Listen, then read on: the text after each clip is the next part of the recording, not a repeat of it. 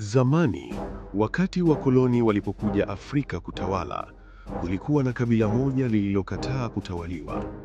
Kabila hilo lilitoa kafara kubwa kwa mizimu ya mababu na kupewa nguvu za ajabu zilizowawezesha kuwashinda wakoloni.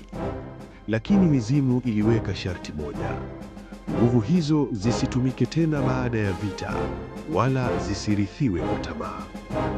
Miaka mingi baadaye, mwana wa mfalme mmoja katili mwenye tamaa ya madaraka alilazimisha kumiliki nguvu hizo kinyume na sharti la mizimu.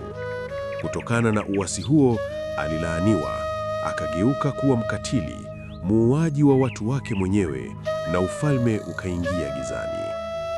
Siku moja, mtawa wa kike wa miungu, mjumbe wa ulimwengu wa roho, alimtokea mfalme huyo na kumwambia, muda wako umeisha, mizimu imechoka, mtoto wa mkombozi amezaliwa na atasimama dhidi yako.